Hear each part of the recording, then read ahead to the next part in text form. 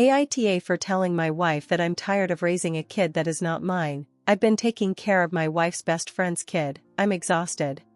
I, 31M, am married to my wife Amber, 30F. We have a daughter Emma, 7F. The problem is my wife's best friend Jennifer, 30F, has a daughter as well Harper, 7F. Well, Harper's dad is a lazy sack of crap and refuses to do anything with his daughter. He is the type of guy that brags about how he never changed a diaper. Jennifer and Harper are usually at Amber and my house on the weekends because Harper's dad is drinking and watching sports all weekend. On Saturdays I normally spend all day with my daughter because I don't see her as much as I want to during the week. However, with Harper being there every Saturday, anything I do with Emma I have to do with Harper. Take Emma to the zoo. It's Emma, Harper, and I. Taught them both how to ride bikes, takes them both to dance class, take them both to the kids' salon, and so on. Mother's Day was the last straw. I took them both to dance class Saturday morning. Amber and I also pay for both dance classes because deadbeat won't. On the way home Emma asked if we could stop to get something for Mom for Mother's Day. I said sure, but then it ended up I had to buy something for Harper to her mom as well. On the way home I just kept thinking, why am I buying someone else's wife a Mother's Day gift? That's his job.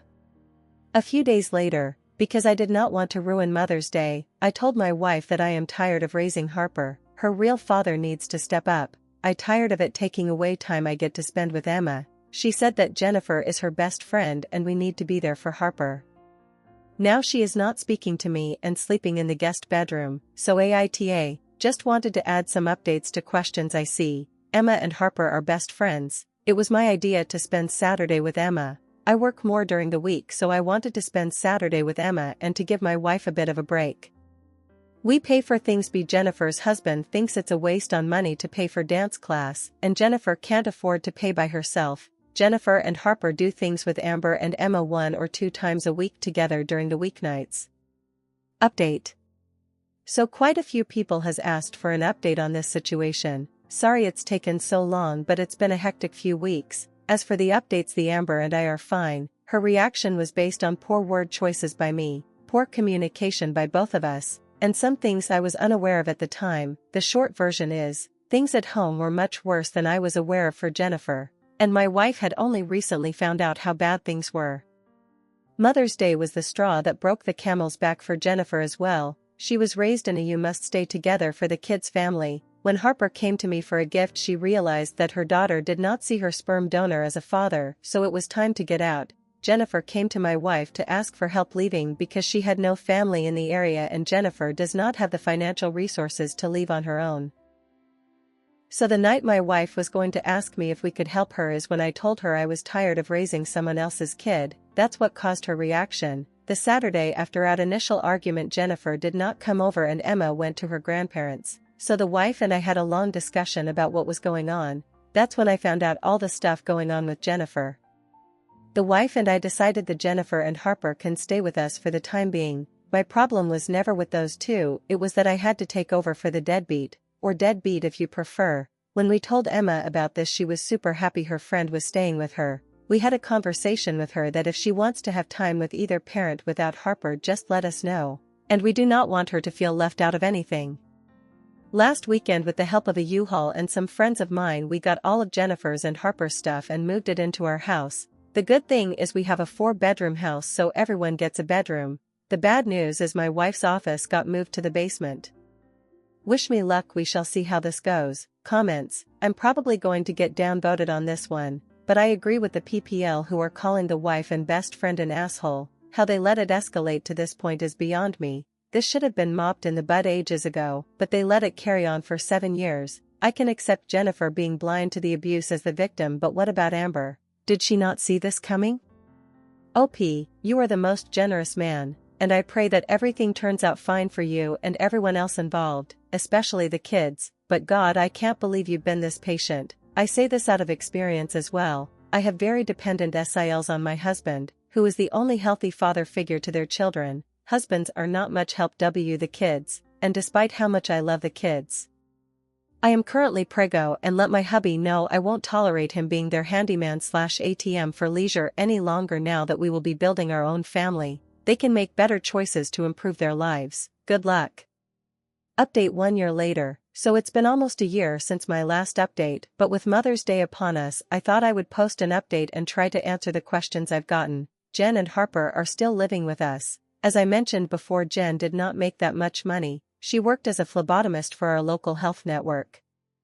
The good news is with the current nursing shortage, they have a program where they will pay for employees to go to nursing school. She was able to start that in the end of August. The bad news is it's an 18-month program and they only let you work 20 hours a week while you are in the program, so the arrangement is when she graduates, she will move out then. That should be next May. The divorce with deadbeat is still ongoing. Once he found out he was going to have to pay child support, he tried every dirty nasty trick he could think of. No idea when that will be finished. My wife is doing good, she happy she is helping her best friend, but 5 people in a house is a lot more work than 3. Since she works from home, the pre- and post-school work falls on her. Emma and Harper are still best friends. Shockingly, Harper is doing much better in this environment than before. They don't do everything together anymore. Harper quit dance class, but she started with soccer. I think knowing that she will get fatherly attention no matter what she is doing has given her some freedom to pursue other interests. Harper has turned into my Lego buddy. Emma never had any interest, but Harper and I have done some nice sets together.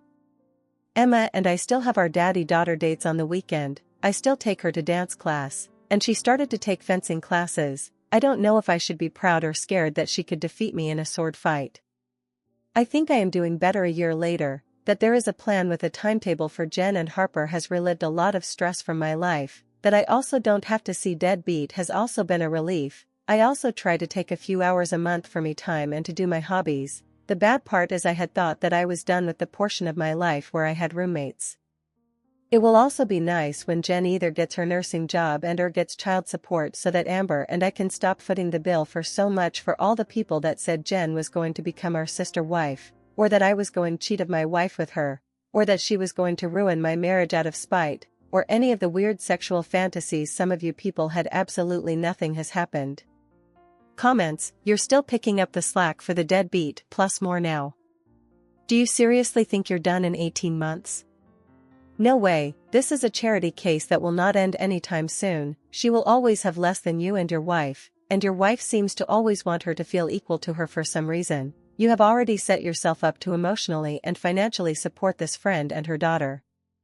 It's going to be a very long, slow process for this friend to become independent. Why could she not move closer to her own family for support, so your wife could stay close to her friend? She will hopefully be able to find a better job in 18 months. It'll be more like 24 months if my guess is correct, then 8 to 12 months to save up to move out, if you're lucky, then months to find a decent enough place for the kid. By then, they won't want to leave.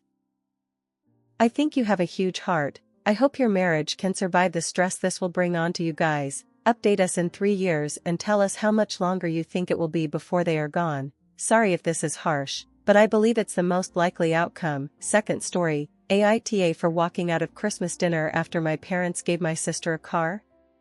I, 25F, have an older sister, 28F. Growing up, she was always the favorite. She got the best clothes, extra money for outings, and more attention. I didn't let it bother me much, at least, not until this past Christmas. For context, I've been saving for years to buy a car. I work full-time, live on my own, and have been carefully budgeting to finally afford one. My parents know this and even joked about helping me out with a car someday. At Christmas dinner, my parents handed out gifts. When it was her turn, they announced they'd bought her a brand new car. I was shocked. She doesn't even need a car. She lives with my parents and works remotely. I couldn't stop myself from asking why they'd buy her a car when they know how hard I've been working to save for one. My mom said, "She's the oldest, she deserves it," and my dad added, "We're sure you'll get there on your own." I felt so hurt and unappreciated. I said, "Wow, okay," got up, and left. Now my family is calling me ungrateful for ruining Christmas and making it all about me. She texted me later saying she didn't even ask for the car, but I made things awkward by storming out. My parents haven't reached out at all. Was I wrong to leave, or were my feelings justified? Comments. NTA, I am the older sister, 3x, the last time being when I was 45. My dad gifted me his old car when he bought a new one. These were all at least 10 years old, small cars with like 80k. They all needed major repairs within a year and none lasted me more than 5 years. if they had any trade in value he would have done that. I lived only a couple hours away and worked as a waitress. My husband works in social services and doesn't make a ton. My younger sister married an electrician, has a well-paid office job. They make at least 3x what we do. She also likes fancier stuff than us and lives 19 hours away. It would be a pain in the ass to give her a car not up to her standards, and she really didn't care. I still felt shitty getting a free car instead of her. When our parents died, they will split everything equally, no favoritism there. They had a van. My sister asked if I wanted it, lol. I actually had basically the same van, but a couple years newer, so I didn't want it. We sold it and split the money.